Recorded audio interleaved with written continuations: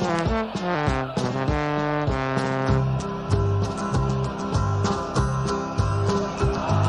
we come, blue and white, and we're looking good. You'll be in for a fight, and we fight pretty good. Getting goals is our job, and we get goals good. Looking good, we are Carlisle United. Carlisle United, the team that's on the ball. Carlisle United, the team for one and all. You're looking good, and we're with you all the way. You'll hear us singing every time you play. I don't care too much for money, but money can't buy me love. Unless, of course, it's Donald Love, the former Man United and Sunderland defender. But I'm not sure how much he would cost Carlisle these days. Hello, everyone. Is he not at Shrewsbury now? He's at Shrewsbury, yes. That's why I said former Man United and Sunderland, you see. Yeah. Anyway, hello, everyone, and welcome to this slightly different episode of the Brunton Bugle, a podcast focusing on the trials and tribulations of Carlisle United Football Club. I'm joined by my regular co-host Dan McLennan today for this special episode. Dan, how's it going? Yeah, not bad. Good stuff. So today we aren't going to be reviewing the excellent win over Port Vale at the weekend or looking ahead to this weekend's clash against Colchester. We're going to do that tomorrow. We are instead digging into some of the details of Project Big Picture, proposals that were leaked to the media this weekend discussing radical plans to change the way English football pyramid is run. Now, we planned to do this episode back on Monday, didn't we, Dan? After the news broke, but as luck would have it, for once we got this before we recorded. Just a few hours ago, earlier today on Wednesday, it's been announced that Project Big Picture is officially dead in the water before it's even left the shore. But that doesn't mean it isn't worth discussing. The fact that this was leaked in the first place suggests it's just the first stage in a negotiation process that will change the way football is run in this country for good. So let's get right into it. There's a lot to unpack. First up, a bit of background for anyone who's been living in a cave for the last few days. So Dan, Project Big Picture. Broke by the Telegraph and Mail this weekend, wasn't it? Yeah, it sort of came from nowhere, didn't it? It was just all of a sudden Twitter was alive with these plans that had seemingly been hatched by Liverpool, Man United and Rick Parry. Yes, of course. Now, Rick Parry, of course, is the chair of the EFL, the English Football League, alongside the two American owners of Manchester United and Liverpool. So that'd be the Glazer family and John W. Henry, I think it is. Fenway Sports Group, is it? Yeah, Fenway Sports Group also own. Yeah. Is it the Boston Red Sox? I'm going to get absolutely hammered by John McGee if I get this wrong, but I think it's the Boston Red Sox. I think it is, yes. I was just looking him up earlier. Because I know John will be listening and he will hammer because he runs a very successful British-based baseball podcast. So yes, I think it is the Boston Red Sox. Thank God for that, because he would have absolutely hammered me. But yeah, a bit of a shock to most people. I think I'd agree there, Dan. Straight away, a lot of negativity from a lot of football fans in particular, and also from the Premier League, other clubs outside the top six, and Department for Culture, Media and Sport. So what's brought this about? Seemingly, this has been quite a long way in the planning. It's not just something that's come up as a result of the whole coronavirus thing, is it? It's something that's been hatched for a while. And yeah, there's been mention of 3 years, hasn't there? And yeah. I know since it broke, one or two Premier League teams have sort of said that they were actually involved in initial discussions and sort of went, well, no, we don't think this is the right way to do it. It's not for us. And left it, and obviously thought that it had, died a death, but seemingly hasn't. Yeah, so as you mentioned, it's been going for 3 years. There's a suggestion that Parry might have even put this forward during his interview to become EFL chair. Now, John Nixon, funny enough, we'll get onto John Nixon's comments in a minute. He has denied that, hasn't he? He said that it wasn't specifically mentioned, although Parry did suggest, the need for reforms and things like that. But that was always going to be a key part of whoever took over the EFL chair role anyway, wasn't it? Yeah. It's not really a massive surprise there. As you mentioned previously, just then, noticeable that it's the US-owned clubs particularly that are leading on this.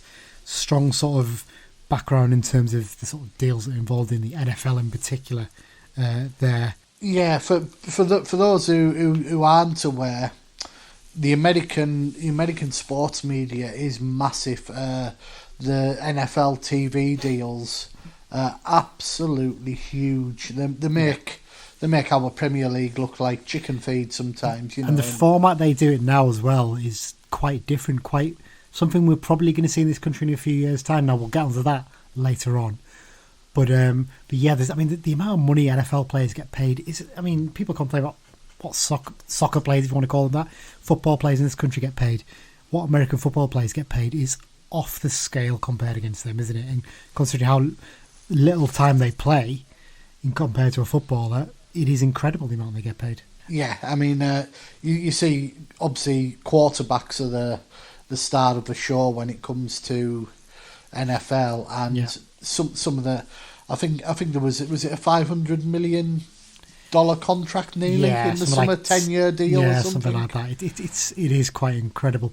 It's worth noting though that they play through some horrendous injuries. When they get bad injuries, they basically just get pumped with injections and told get on with it. Essentially, the kind of injuries that in football can keep you out for 6-7 months potentially. Yeah. So it does show the difference there, really. So that's what's brought it about. The fact that it's a long-term issue, isn't it, in terms of the EFL and the funding gap and the issues that are going on there.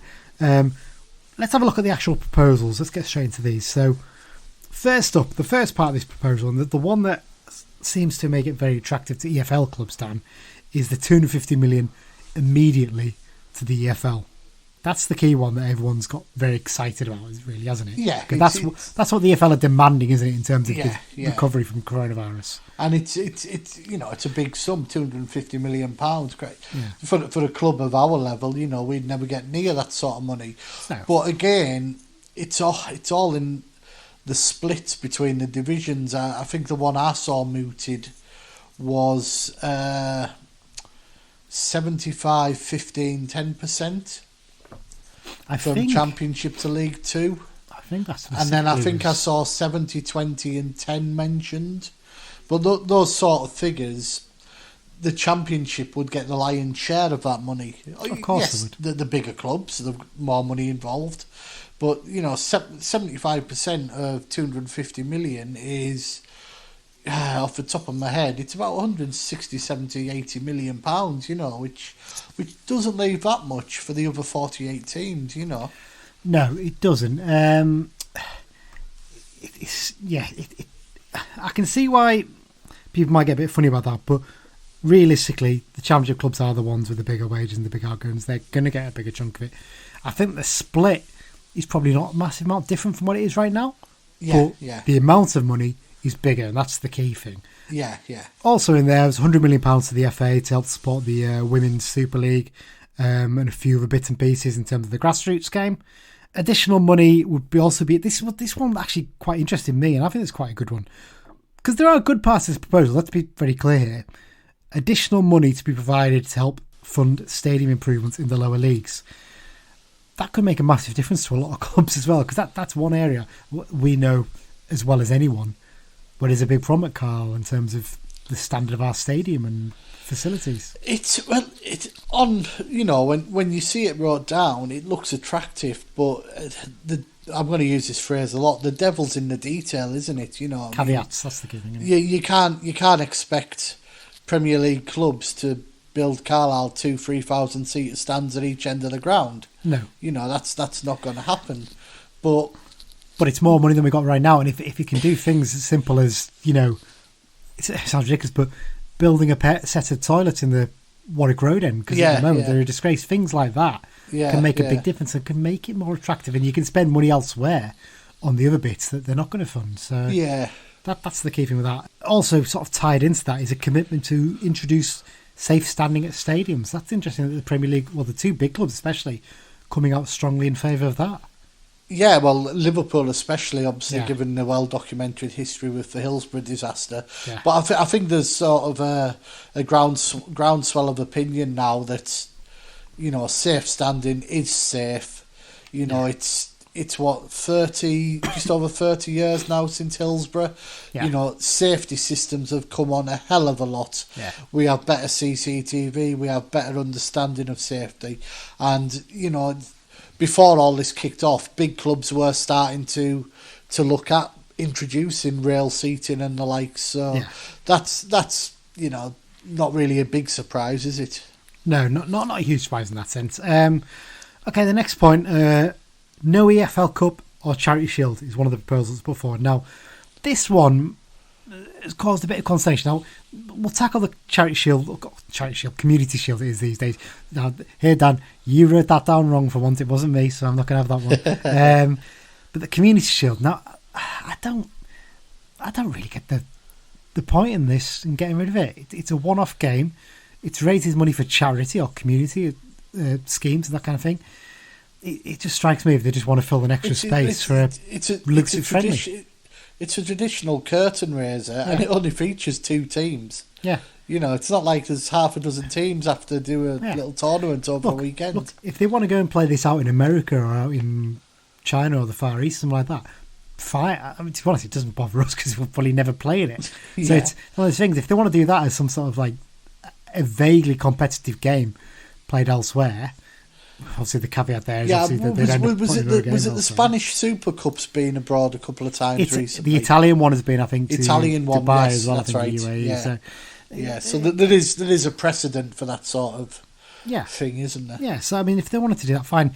I don't get rid of it. I think to me it's just them wanting to free up a space to play another competitive set. Another set of lucrative friendlies, really, isn't it? That's the key thing. That's what they want, and that's obviously something that else is mentioned in the plans. The No EFL Cup. Now, me and you've had some views on this recently, haven't we? We discussed this briefly on the podcast. I'd still like to see the EFL Cup, the Carabao Cup as it is known for sponsorship reasons, kept. I think basically what you do is say, right, your teams that are qualified for Europe, you don't take part in it. Because that's where the issues in terms of European teams are finding a struggle to play in that as well as European competition. Fine, they don't play in it. That then gives all the other teams who haven't got European football the chance to actually win a trophy. That's the way I think you might have a slightly different view on it, possibly. Well, normally, yes, but as I have mentioned before, what people don't realise now with the EFL Cup is the winners aren't going to go into the Europa League anymore. Yeah. They're going to go into the newly formed Europa... I've forgotten its name now. Conference League, which is essentially the 3rd tier. And, can you really see the likes of, Wolves and Leicester trying the hardest to win a trophy where they're going to end up in Thursday night European competition going to Latvia, Cyprus and Andorra? Sounds a lovely trip, that, doesn't it? Really? It does to me. We're also the only one of the big 5 European countries to have a League Cup now. France got rid of theirs in the summer. They played the final out and that was it. Theirs is gone.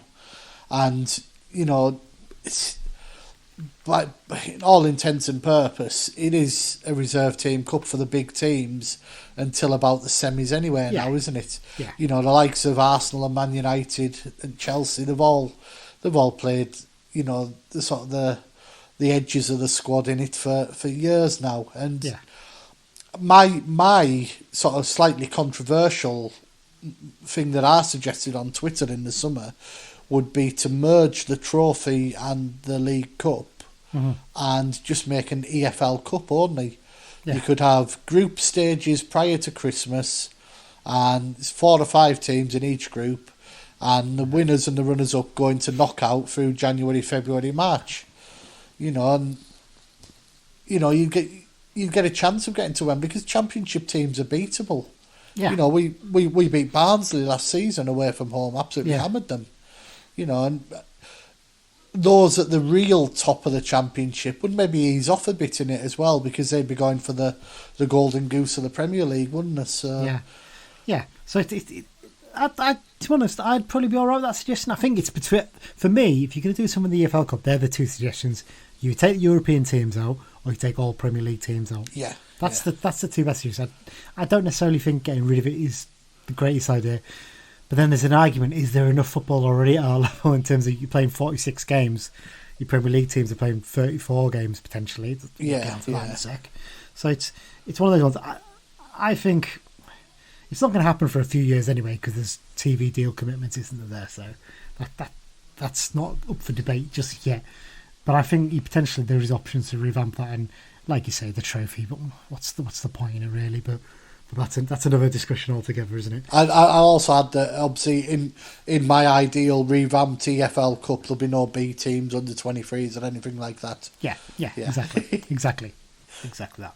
Okay, so the next one, this is one of the biggies, reducing the 92 down to 90, and as a result, reducing the Premier League down from 20 to 18 teams.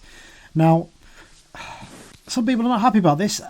I think there's a bit of merit in it, personally. It brings the Premier League more in line with other European leagues as well, particularly, doesn't it? I think there's a few of us that are that level. Not all Germany has 18. Yeah. France has 20 and Italy has 20, and I think La Liga does. I wonder if it only brings in line with one. Then I think I got mixed up there because I think Serie A for a brief period maybe had 18 possibly. I've seen. Yeah, but they're all pretty much 20 apart from Germany, which is 18. But watch the next few years and watch all the other leagues start to work towards that as well. That's what's going to happen because of the Champions League getting bigger and there being more European games, and they'll potentially want to play the odd game on a Saturday potentially. If they want to do that, fine, that's their problem really. We're not going to play it anytime soon, so that's the way it is. And the thing is, those games are not going to play on a Saturday afternoon, are they? They're going to play Saturday evening when it's prime time and it can be shown around the world, basically. So it's not going to clash with, Carlisle against Northampton on a Saturday afternoon, is it really? And potentially actually works quite well. People can go and watch a Carlisle game in the afternoon, then go out and watch the Champions League game on Saturday evening. That's the way it'd work. How this works, that's the key thing, because obviously, in a roundabout way, two teams at our level, some in a knock-on effect, are going to lose their place in our league at some point. That's the key to it, isn't it? You'd think maybe in this plan, surely they look towards changing the relegation to the conference. National League, sorry, I should say. I mean, that's something that's surely got to change in the near future anyway, because the 2 up, 2 down, for me, I think you can get to the point now where surely you can be 3 up, 3 down. I think you've had thoughts on this as well recently. Yeah, and the one that always stands out is down from League 1 into League 2 is 4, and 4 go up, which is against all the other leagues where it's free, and obviously 2 into the conference. It just sort of needs tidied up, doesn't it? Yeah, it's a very sort of strange setup, isn't it? And potentially made even stranger by the potential changes to the playoffs, which again we'll get onto in a minute. There's so much to discuss here, it's ridiculous. But I'm not 100% against this idea of having an 18-team Premier League. If it keeps them happy or whatever. My only thing with it, if it doesn't particularly bother me, I'm not overly bothered by the Premier League, but there's a big difference between an 18-league Premier League and 18-team and a 24-team Championship. True. And I've said for several years now that we play too much football in this country. Yeah. And I would actually, this is my controversial bit, I would go to 20-team divisions through the Football League. Oh, damn. Oh, dear. 4 divisions of 20. Well, it's a potential option in the future. I mean, so yeah, in terms of the 18 teams, I'm not very wildly against it. The thing is as well, we'll discuss the relegation issue that's potentially coming up in that as well. But is that potentially going to make the Premier League a bit better in terms of, and it probably doesn't affect us, but instead of 3 going down possibly from 20, you've got 3 going down from 18. It puts a lot more pressure on some of those teams in mid-table, doesn't it? It makes them think a bit more about how they're performing, potentially makes that more exciting, I suppose. Yeah, it would probably tighten the table up, wouldn't it? Yeah. Okay, next one here, I'm not sure this will affect us, but £20 away ticket maximum. It's something that's already in place, but putting that down in writing, I think, isn't it, was the talk that they would do. So presumably that's only going to be in the Premier League, I'd guess. But potentially a decent offer there, I suppose, for fans. That's another carrot they're throwing out. I find it crazy though that you could be, say, a Newcastle fan. Yeah. You could go to Old Trafford to watch your team, pay £20. And there's a fella sat across from you who's paying 70 odd quid. But then we could be at Salford the next week and maybe be paying £24. Yeah. Well, that's the key thing. Is it just for the Premier League? Yeah. If it's throughout the Football League, fair enough. I think that's decent enough. The only worry is that some clubs who you pay under 20 quid will then start bumping up the price to 20 quid to make up. Okay, this is the next bit in terms of the league setup, the potential change. A revamp of the playoffs. Now, at the moment, as we know, this would only be in the Premier League Championship playoffs, wouldn't it? So League One, League Two seemingly are going to stay the same, aren't they? That's what we can gather from it. What the proposal would be is that basically in the two teams from this 18-team Premier League would still go down automatically. That still would happen. Two teams would still go up from the Championship. But in the Championship, you would then have only 3 teams going into the playoffs alongside the team that would finish, let me get my maths right here. 16th place, thank you. Yeah. In the thing. They would go into these playoffs and play against each other. So essentially, the team that finishes 5th in the Championship would play 16th place in the Premier League. The teams that finish 3rd and 4th would play each other. Is that right? Have I got that right? Yes. Possibly, yeah. I mean, obviously, they haven't actually give the full detail, I don't think. But. And then obviously they would go in, teams that win that would then go into the final to play for that Premier League place. Potentially the team keeping it, potentially the team gaining it. Now, a lot of questions are going to be asked about this. For a start, one, would the team still play at the final at Wembley? Because to me, it would seem utterly bizarre that a team finishes in 16th place in the Premier League and gets a chance to go to Wembley in a final and potentially gets relegated in front of 40,000 of their fans. That just seems utterly surreal. So that suggests to me the Championship, the playoff final at Wembley is gone, and you potentially do like you do in Germany, where you have a 2-place playoff, one at the home team, one at not one at the home team, one at each team's ground. People said, similar to the setup in Germany, that's quite exciting. It's like, yeah, it's exciting, but very rarely does the team in the Bundesliga go down. More often than not, it's the team stays up. I have a bit of knowledge of these because my German team, Hamburg, have been in 2 or 3 of these playoffs. Yeah. And in the last 10, 11 years, there's only Union Berlin and Fortuna Dusseldorf have actually gone up through the playoff in about 12 years, I think it is. Something like that. The odds are stacked in favour of the team from the big league. But I would think just over here, the way our game is, I think we'd see the Championship teams come up a little bit more, I think. I do. Yeah, no, that's a fair point, Dan. I think the Championship is a very competitive league, probably in comparison with to the Bundesliga. It would be interesting to see what happens, because my worry is it rewards teams that have been absolutely dross all season in finishing 3rd bottom, still having a second chance to stay up for me. I personally prefer it instead. And the Championship playoffs are some of the most exciting games of the season. They're absolutely mental. The playoffs in all the divisions actually in the Football League are absolutely crazy. And some people say, that isn't necessarily conducive to good football. Well, yeah, it isn't. But at the end of a long season, it gives people a lot of excitement, doesn't it? Those games. I mean, look at our playoff game against Exeter. Absolutely mad that game. Those couple of games were. Not the greatest football you'll see, but in terms of excitement, it's brilliant. In terms of, and especially for the neutral, I mean, a lot of people like to watch the playoffs just because of the excitement factor, don't they? It's one of the few times in the season where I'll sit and just watch teams that I don't really care about that much, and the quality's not going to be that great, just because you know something mad's going to happen. Wasn't that game recently an actual game that was something like 7-6 or something stupid like that, wasn't it? I seem to remember. There was a really crazy one a couple of years ago that was just like unbelievably bad. I can't remember who it was, but I'm sure someone will tweet us and tell us. But yeah, in terms of changing the playoffs, I'm not a huge fan of that one, but potentially depends how it works, really, doesn't it? Yeah, I suppose if you know at the start of the season that if you finish 16th, you've got a second bite at the cherry. There's no arguments, is there? Yeah, no, it's true, and it's one of these things people say, they don't like the playoffs because it rewards team that finishes 6th potentially going up, and team finishes 3rd doesn't. It's like, well, team who finishes 3rd knows at the start of the season if they want to go up automatically, finish top or second. Yeah. That's the king. They know that's the setup. My worry is as well, it also means for the more teams in the Championship have got nothing to play for a longer season. I know it's only one team extra, but that 5th, 6th place sort of thing can make a big difference, can't it, really? But yeah, another one is the change, moving on from the playoffs discussion, a change to how PL money to the EFL is distributed in the future. This is another big one that seems to have got EFL clubs very, very excited, doesn't it? So Premier League clubs currently receive 92% of the distributable revenues. In these plans, that would change. It would be reduced to 75%. 25% would then go to the EFL. Now, Per club, this would raise the Championship income by 15.5 million, League One clubs by 3.5 million, and League Two income by 2.3 million. Now, at League Two and League One level, that is a massive difference.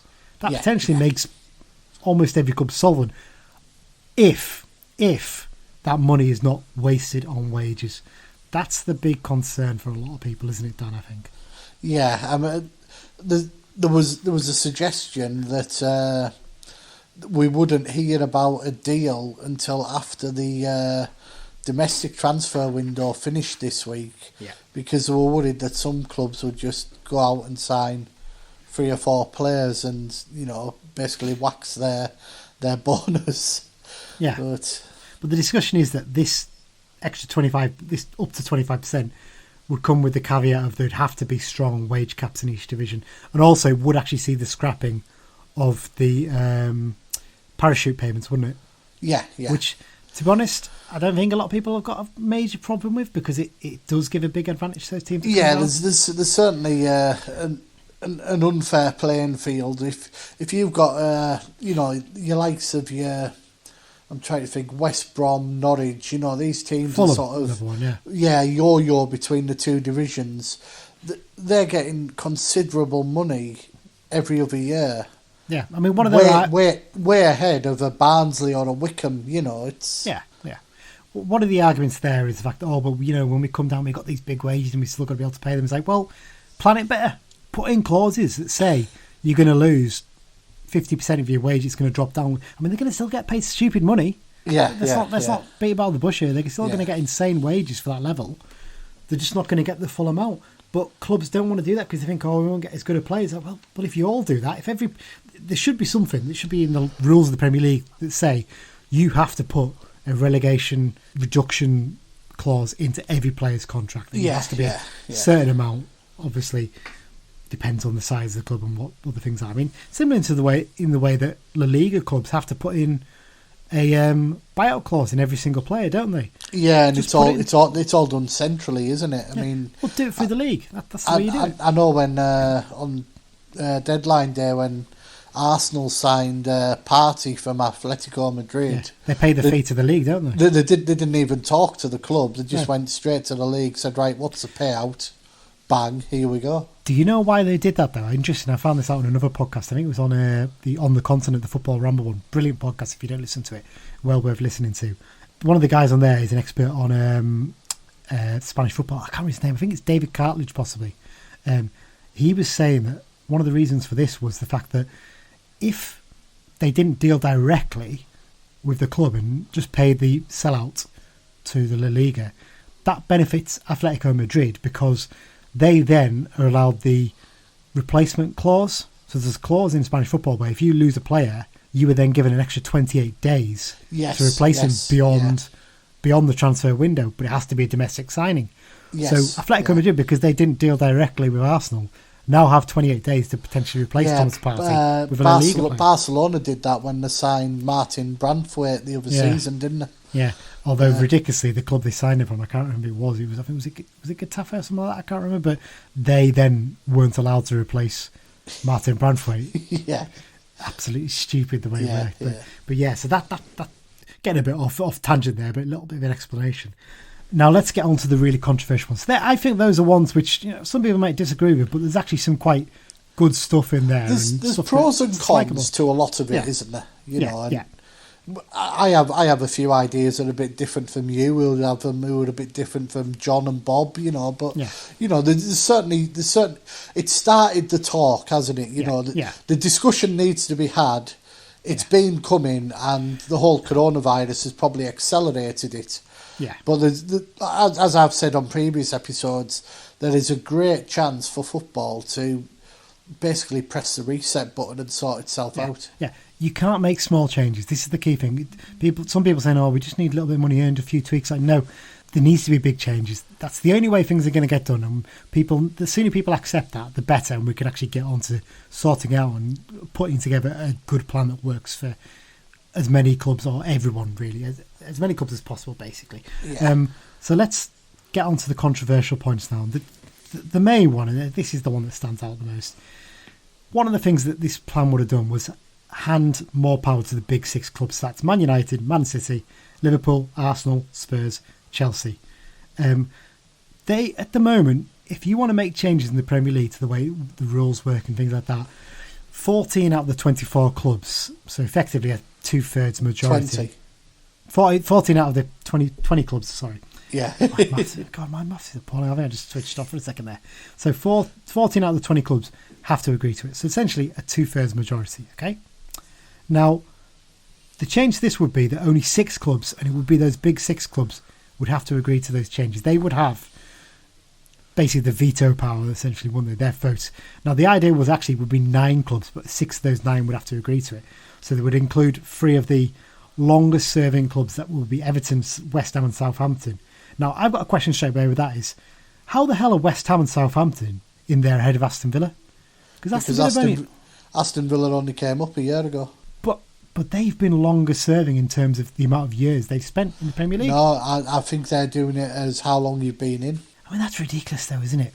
Because Southampton has spent quite a bit of time out of the Premier League. West Ham has spent a fair bit. Everton, I totally grasp that. Arguably, they should be in there with the big 6, or the big 7, you could argue. But the whole idea is, there'll be 9 of us, but only 6 of them have to agree. So those 3 mean nothing, really. As long as the big 6 agree with it, they can go, yeah, that's fine. And then Everton, West Ham and Southampton have got no power of it. Now, interestingly, I think those 3 have actually come out pretty much and said, no, we don't agree with these plans, haven't they? They've said, don't patter us in trying to make out we're part of West this. Ham were one of the first ones to be very vocal about it as well. And if West Ham don't agree with it, then there must be something wrong with it, really, with the dildo brothers in charge there. But yes, for me, what's the point of the thing? And it raises concerns of a few, a little bit down the road, they'll just turn around and go, well, actually, we're not quite happy with these things now, and we're going to vote against them. So there you go, it's gone. Also, and one thing that stood out for me was, say they did get their way, they could then vote for their own specific TV deals, where we would actually not receive any money from them. That's where there's a big problem now. Yeah. John Nixon does actually talk about that in his interview. We'll get onto that in the second half shortly. But yeah, that's where the bigger problem is, and this is the bit that people don't seem happy about, and quite rightly. And one of the things Rick Parry said, I thought was pretty disrespectful to one of the clubs he's supposed to represent. He said, why shouldn't Manchester United, they're one of the big teams, they're big on the revenue. Why shouldn't Manchester United have more power than Huddersfield Town? Well, because it's a democracy. That's the whole point of it. Yeah. That's what makes it good. If you give the big 6 the power, then it's not really a league, is it? It's basically just their little plaything. Yeah. But yeah. The other big controversial change, it doesn't seem to get talked about as much, but for me and you, this is a big problem, is the loan changes. So in these changes, sides would be able to loan out 15 players at once, including 4 players to the same club, and they'll be able to recall loanees if a manager changes. Now, I'm presuming the 15 is just domestic, so your Chelseas and your Man Cities would still be able to loan them out to, VT's, you'll get this pronunciation right. Vitesse Arnhem. Vitesse Arnhem and clubs like that out on the continent. They'd still be able to do that, no bother. This is just domestically. And this is, I think, almost a backdoor way to counter the whole, we don't want B teams. The clubs are all right, we'll just loan out 4. Man City could go, right, we're going to loan 4 players out to Rochdale. We're also going to loan another 4 out to Bolton. And we'll loan another 4 out to, I don't know, let's say, think of a Midlands team, maybe like Walsall or someone like that.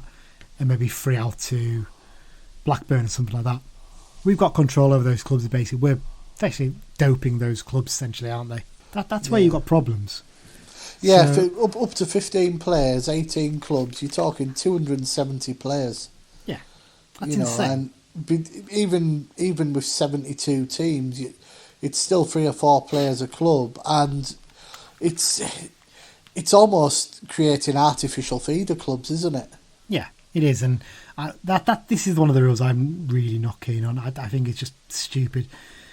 The loan laws do need to be reformed, but not in this way, in my opinion. Yeah, if anything, the number of loanees that the big clubs are allowed out should be reducing.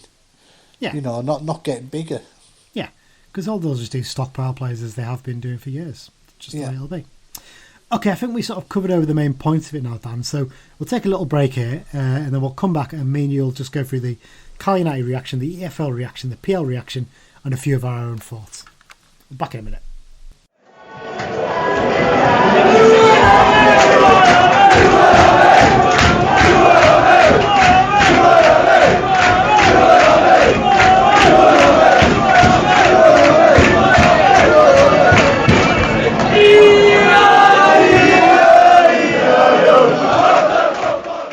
Okay, Dan, we're back for the second half now of our special episode looking at the Project Big Picture proposals. There's always crap names for these things, aren't they? They never really figure them for, are they? There's no thorns in them. Sure, they come up with the name first, don't they? And then they come up with what plans they've got to follow. It sounds very Partridge-esque, doesn't it? It does. You know what? The funny thing is, when I actually said that in front of my mic, you can't see obviously because it's audio. I did sort of like almost like jazz hand style, as if I was saying it Partridge on the radio or something like that. It just brings it out in you, doesn't it? Okay, so Carl United reaction. That's what we're going to look at from this first. So first up, seemed to come as a little bit of a shock to Nigel Clibbins. I'm not 100% sure he didn't know that there was discussions about plans going forward. I think he just didn't know the detail or wasn't really told that they were coming out this soon. And that's the key thing from Nigel's tweet, isn't it, I think? Yeah, that's the impression you get. Now, John Nixon, I've never seen him so vocal for so long, have we? It's incredible. I know, we haven't heard of him for ages, and he's already quoted on EWM, which we'll cover in our usual weekly episode this week, and then no less than a 3-part transcripted interview, which you can watch the full video on the club channels. Right, I got a little bit of stick for saying this on Twitter, I think, in reply to one of John Cole's tweets. I know he gets a lot of stick, and to be honest, he deserves a lot of it. He talks a lot of rubbish, in my opinion, and with everyone else on that. But I actually think this was quite a good interview. He actually gave us a bit more insight into the EFL side of things, and particularly League Two side of things, didn't it? Before we get onto it, I'll just say, if you haven't read it or watched it, it's definitely worth giving the time to, because it's to be honest, it's probably his best interview in his time at the club, to be quite honest. Yeah, he was quite honest and open on all the things, wasn't he? Yeah. Now, first up, it does seem he was aware of the fact that discussions were ongoing, and had the basis of the plans, maybe just not all the details. So maybe some of the things like the Big Six getting their vote or whatever, he wasn't quite aware of at the time, maybe. But it's clear that, I mean, it's obvious. If his chair's gone off and had these discussions, they're going to know about it, aren't they? It's just obvious, that, isn't it? Yeah. Now, one of the things he mentioned that's quite interesting is, and this has come out today in the PL statement anyway, is that PL clubs are very keen to help League One and League Two. There seems to be an issue with the Championship now. Obviously, that's to do with the fact that clubs are spending silly amounts in the Championship and gambling big to try and get themselves into the Premier League. That's not to say they want to close shop. I think they maybe just want that issue sorted out, because clubs are going down and then struggling in the Championship because they're spending stupid amounts of money. But it's positive to take, I suppose, the fact that the Premier League does recognise that League One and League Two clubs do need help throughout this crisis. Yeah, definitely. I mean, when last season was sort of cancelled and there was nobody sort of knew when this season would start, I think there was a general acceptance that not just EFL clubs, but the entire pyramid would need some sort of help, because so many clubs with zero revenue coming in, there's a lot of clubs, especially in League Two, they reckon there's 4 or 5 who, once they've paid this month's wages, will literally be, the pot will be empty. So, yeah, I think as the Premier League's grown, there's sort of been less help to the pyramid, if that's the right sort of word for it. Yeah. They just seem to have got caught up in their own self-importance and don't really care as much. Yeah, it's interesting if you go back actually though, because Rick Parry was, I'm pretty sure, was the CEO of the Premier League when it started, wasn't he? Before he went to actually do his role at Liverpool. Back in the 90s, there was actually discussion, wasn't there, to give more money to the Football League? I think it was actually around about 25% at one point. But it was voted down at the time, actually, funny enough. So the Premier League has been keen in the past to do a bit more, but then it was kind of sort of forgotten and the club sort of voted it down. So there's been pushes for this in the past, but it's just not quite happened. So yeah, the Championship's clearly where the major problem is there. And from what they've said today, we will be getting support in League One and League Two. So that's a bit of a relief, I suppose, for I think when obviously the news broke just before we started recording that while this is done in this form, there will be 50 million to League One and League Two, which obviously will be very helpful to all the clubs. Yeah. Okay. So from what John Nixon was saying, he thinks there's a lot to like in these plans, which is, to be honest, what we've just said, really. But the risk that clubs will just blow the money on wages, that's one of the key talk points. And from what he said, there's basically what they're looking at is to put plans in place. Whatever happens now, we know this project big picture is not going to happen, but whatever happens in terms of distribution, there needs to be something in place to stop, particularly championship clubs, just spaffing the money up the wall, to use a politician's phrase there. And that's the key caveat in that, isn't it? Yeah, definitely. I mean, it's well documented that the championship spend a hell of a lot of money. They nearly all run at a loss, and the businesses that do fund these clubs, they're also going to have been hit this year throughout the full pandemic. The point you made before as well, John Nixon covered this about the fact that potentially that 25% of the TV money could get wiped out by clubs just going, well, we'll just do our own little deals here. John Nixon does mention the fact that whatever deal happens, there needs to be a veto in there where clubs can say, from the Football League, can have some involvement, in the FA as well, to say, no, you can't do that. You've still got to give a decent chunk of money to the EFL clubs as part of any deal. So there's a positive to take there, maybe, I suppose, but it depends whether a veto can be agreed. That's the key thing, isn't it? Yeah, it's all about who has the power, doesn't it? And yeah. I just can't see the executives at Man United's, Liverpool's, Arsenal's really listening that much to executives at Carlisle, Crawley and Chesterfield from the National League. Yeah, no, it is a fair point. It's a fair point that obviously he discussed a few of the things we've already said about the fact that potentially loss of revenue from the EFL Cup as well, if that's scrapped and things like that, and the fact that clubs are desperate for money and need it. As I think Clibbins has mentioned before as well, by the end of October is when a deal needs to be agreed, because that's the last month of wages that can be paid from the money that's been given from the Premier League. So, but the key thing that Nixon said here is that these proposals are just the beginning, and it will morph into something hopefully better. Yeah, I mean, as we've already said, it's been announced today that this initial proposal is dead.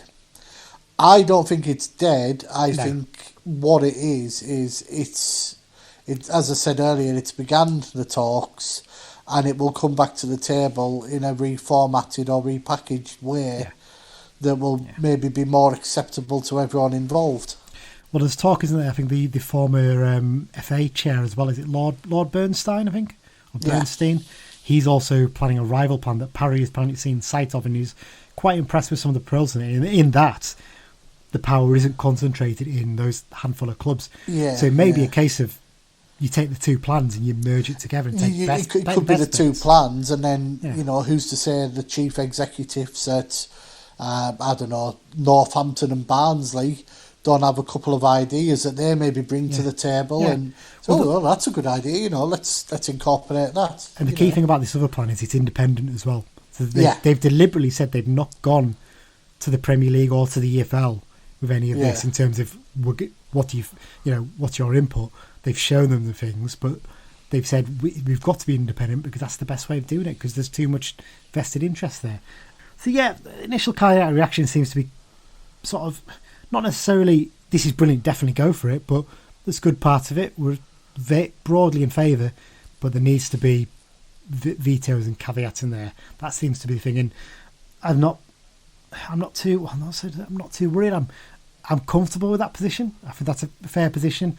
I think dismissing it completely outright is not a great position to take in this, because something does need to change, basically. Yeah.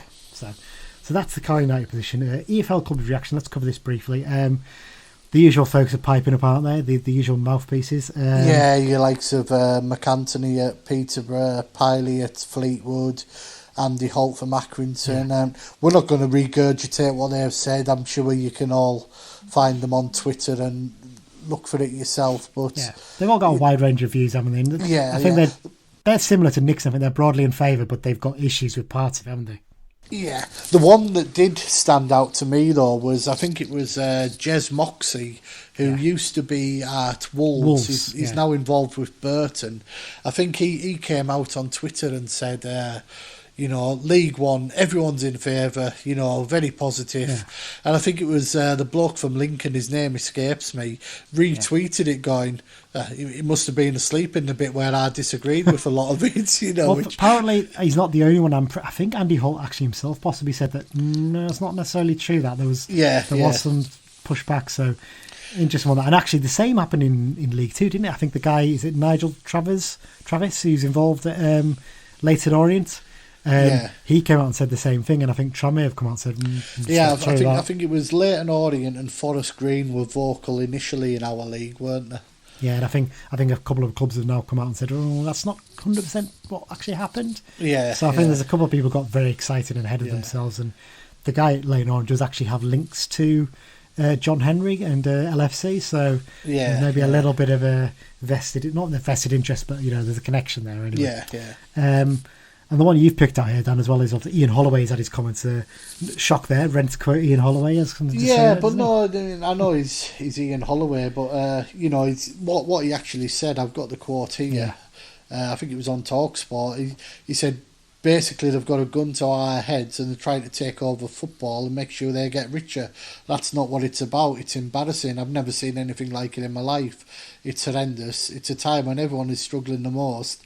They've come up with this. And then his brilliant line, how are they the top six when Man United are 16th? That was absolute comedy, that final line. But you'd expect Man United to sort themselves out this season, but if they didn't, this is the thing, this whole top six got the votes, but I know the chances of it happening are very, very remote. But what happens if, say, like a Spurs or an Arsenal has a really stinking season unexpectedly? Because it happens. It's happened to clubs in the past. It happens to Newcastle. It's happened to Leeds. Yeah. Aston Villa have a really stinking season and end up going down. What happens then? Do they still have their voting share? It's just, does it transfer to Everton as the next biggest, club in the thing? It's just, it's ridiculous, isn't it? It's just not thought through, in my opinion. A lot of the questions that have been raised are providing too many answers, basically, aren't they? Yeah. But I wonder if they've basically just thrown out everything out there, seeing which bits aren't palatable, and go, okay, let's go back and tweak that slightly. That's the thing. When these things leak, they leak for a reason. It didn't leak by accident the weekend. Absolutely no doubt about that. No. Okay, let's move on to the Premier League reaction. Shock horror, they're very opposed to this plan, the other 14 clubs. Didn't see that one coming, did we? No, not at all. No. So officially it's been taken off the table today. Officially, and we've both said inverted commas because bits of it will re-emerge. I've zero doubts about that. Part of it will come back in some zombie plan in the future. It's positive, though, that they acknowledge something needs to be done. That's a key part of it, isn't it? I've actually got the statement here. Let me read out bits of it. So all 20 Premier League clubs today unanimously agreed that Project Big Picture will not be endorsed or pursued by the Premier League or the FA. Interesting that it says unanimously all 20 clubs there, because that suggests the other two have basically thought, okay, back in our box here. But the fact that they unanimously agreed with it suggests to me that they were quite comfortable with having it out there leaked and basically poo-pooed in big areas. They're like, that's fine, we've got our little bits out there, let's work towards the bits we can get changed. And it's basically saying that the further Premier League shareholders agreed to work together as a 20 club collective on a strategic plan for the future structures and financing of English football, consulting with all stakeholders to ensure that a vibrant, competitive and sustainable football pyramid. Clubs will work collaboratively in an open and transparent process focusing on competition structure, calendar, governance and financial sustainability. This project has the full support of the FA and will include engagement with all relevant stakeholders, including fans, government and of course the EFL. Now that's the first start part. There's a bit about the rescue package. You can find that elsewhere, everyone. We've sort of discussed it in detail there anyway, the fact that they can help League 1 and League 2 clubs. The last bit, actually, I want to mention that it's positive to see this again. Football is not the same without attending fans, and the football economy is unsustainable without them. The Premier League and all our clubs remain committed to the safe return of fans as soon as possible. Good to see them really positive on that still as well. So, the key thing here is the fact that they recognise the fact that things have got to change. And we said this before, things do have to change. And you'll have your people out there on Twitter, your usual against modern football and stuff like that. Football evolves, it changes. It's been 30 years since the Premier League was established almost. So yeah, football cannot stay the same forever, can it? Dan, it has to change at some point. That it can't stagnate. You know, football's changed throughout the ages. You had, you know, regionalised divisions at some point in the future. We don't want that coming back, just to make that very clear right now. But yeah, something has to change, doesn't it? Well, here's an example. We've got the Euros next summer. 30 years ago, the Euros had 8 teams in them.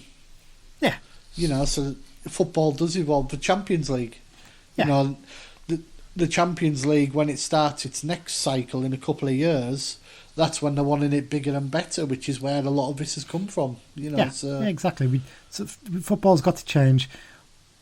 There's going to be bits people aren't going to like, but then let's make sure we get bits in there that we do like and things that are positive to make things better, basically. So, I mean, that brings it on nicely, actually, really, to... let's briefly touch again on the League One and League Two clubs thing. Now, that 50 million has been confirmed, but it's in the form of grants and interest-free loans. Slight concern there that's just kicking the can down the road, maybe? Yeah, possibly. Obviously, if no good deal gets done, are we going to have a scenario where the clubs are sort of owing the paymasters, you know? I think with a lot of it, we need to see the detail, don't we? Yeah, that's the key thing. It's broad ideas at the moment, isn't it? So that sort of moves it nicely onto our thoughts on it. So we've kind of sort of given them as we've gone along as well, haven't we, really? Yeah, but we sort of both agree that change needs to be made. There are pros and cons. I mean, what your key pros from this, what would you say they are? The acceptance of helping the rest of the pyramid and below. I think that's a massive one. Because, as I've said already, the Premier League's sort of been in its own bubble for a good while.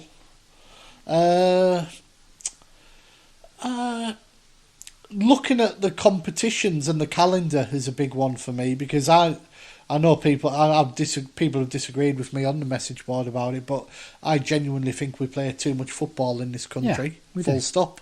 We do. You know, and... you know, there's a chance to rework the calendar and make it work for clubs. Yeah. You know, Saturday is football day in this country. Yeah. And the more games we have on a Saturday as opposed to a midweek, the better for me. There seems to be a lot. I mean, I do enjoy the odd midweek game. It's nice to, you know, play under the lights and whatnot. But But I think going back again about 15, 20 years from it, we didn't seem to play that many scheduled in midweek games. No, it was only rearranged due to weather and that, wasn't it? Yeah. So, and maybe the one or two obviously this season we've got an excess due to the shortened season. But even in like last few seasons we've had 6 a season at least, I think, penciled in, and they tend to be the long distance ones as well, which you don't really want, to be honest. But yeah, I'd agree with you. I think the chance to look at the calendar is definitely a big positive, because it is insane, and if it's going to change at the top level, we need to find a way we can work the EFL and the competitions around it. And I agree with you, scrapping the EFL trophy would be great, but I don't think that'll happen. I think that'll still stay in, whatever happens, because sadly they want to use it for the B teams. The boycott will continue. Indeed it will. I think that one of the pros is this stuff about, in terms of improving facilities. I think it'll help massively at some of the clubs. I mean, you think of a club like, not even just ourselves, but a club like Barrow that's come up from the National League. The amount they probably have to spend on working their stadium over the summer to get it up to standard, or get part up to standard, with the extra money they got from the Premier League, they could have done even more to it. And believe me, they need to. The times I've been at Orchestra. You look at other clubs that have done that. You know, Harrogate with the likes of your Crawleys, etc. You know, Crawley have got that horrid temporary stand down the side, haven't they? Yeah. You know, that sort of thing. But yeah, I mean, that done right, it could be a good part of it. But again, I hate saying this, I'll keep saying it. The devil's going to be in the detail. Let's see the big pros, and some of the other bits we're not as concerned about. The cons, I mean, they're fairly obvious. It's the top 6 thing, that's without discussion. Even though people will say, "Oh, it doesn't affect us at League 2 level," it potentially will do in the future. That's the key thing on what decisions they're able to make. Yeah. So the top 6 thing and the loans thing, I think we sort of both agree that they're not good things. I'd say scrapping the EFL Cup, I'm not keen on that. I think it can be revamped. Definitely, it can be changed. But scrapping it now. I'm personally, I'm not overly bothered by the EFL Cup. And that's, as I've said, because the Premier League teams just aren't interested as much. And especially, with the lesser competition for winning it going into... I mean, the winners of the League Cup get, I think it's £100,000. The money's not a big thing for that. That's chicken feed. It's kind of getting a decent game. And for us, like a trip to Liverpool. But that's what, trip to Liverpool. And you think, in the last, 30 years, how many big ties have we had in that competition? Liverpool and Spurs twice, basically. Well, Tottenham. That's it, really. Yeah. So it goes to show it can be difficult sometimes to get a decent tie in it, but yeah. So I think we've both in agreement on pros and cons, really. I mean, I don't know if there's anything particularly you think as well that isn't great in there. Yeah, I'm just flicking back through. The loan one for me. It's just no. The whole loan needs redone. The stockpiling needs to stop, and the stockpiling basically stops a revenue stream to our clubs because they pick them up under EPPP for exactly again chicken feed. John Nixon was talking positively about that, but personally, I'm not a fan, and I'm sure you're not as well. Another thing I think we need to sort of briefly discuss. A couple of other things. Is this just the Premier League setting out their stall ahead of the next TV deal? Now, this is an interesting one because we'll try and wrap it up fairly quickly here, but the suggestion is that when the next TV deal comes up for discussion, the Premier League might look at the NFL and the way they've done things and other things like that and say, well, the way people take in football's changing. Sorry, but we're gonna scrap the standard TV deals as you get them, and we're going to bring in the old Netflix for football. There's been a lot of talk about this, hasn't there? Yeah, basically launch their own app. But then is the talk that potentially the EFL could sort of bunch in with them and say, right, well, if we're getting 25% of the money, why don't we work together on this and put together a decent deal that works for everyone, really? I mean, I know when they announced last week that non-televised games were going to be on box office for just under £15, there was uproar. But if you're a Premier League fan and you subscribe to, we'll call it Premflix, I mean, what sort of price would people be willing to pay for Premflix? Even if it was like English football one, so it was like, let's say the EFL was thrown in and it was £30 a month, would you pay for that? I don't think it would. I don't think it would even need to be that. I think £20 a month would get enough sales and a £5 a week to watch all the football, not a problem. Yeah, I think genuinely, it potentially is something that's going to happen in the future. Again, technology changes. You can't just stick with your standard TV deals forever. It's not going to work like that. I think we've already mentioned this. The expanded Champions League is definitely having an effect on this, isn't it? And also the possibility of Euro Super League in the future. There's talk that the Big Six threatened to break away or something, didn't they, if this wasn't agreed to? So... But obviously the other 14 clubs have basically told them where to stick it. And I think we've covered, haven't we, the fact that what we'd like to see, really, the change we'd like to see. I think we generally, there's bits and pieces of it we think are all right. So Yeah. Not everyone will agree. When we launch this, give us your feedback. Definitely. And, it's... Yes, the initial proposal's gone, but I don't think it's the last we'll hear of it. Definitely not. I think that rounds it up, really, Dan. I think we've got quite a comprehensive discussion there. I think we were hoping to do about 40 minutes. We've got over an hour, so just shows you, doesn't it? You can talk forever on stuff like this. Okay, so that's it for this episode. Another episode also will be out tomorrow in terms of previewing this weekend's game and looking back at that excellent win over Port Vale at the weekend. If you've got any comments or feedback or anything you'd like to suggest we discuss, please send them in via Twitter to @BruntonBugle or by email to bruntonbugle@gmail.com. Remember, you can subscribe to the podcast via all good podcast apps, including Acast, Spotify, Apple Podcasts and Google Podcasts. Please do give us a review. We really appreciate the excellent feedback we've had so far. And the chat we've had on the Facebook group and stuff like that has been brilliant. Really, really appreciate that. Not got time to go through any new countries. I don't think there is any. We'll do that on tomorrow's episode. But thanks again, everyone, for listening. And up the Blues.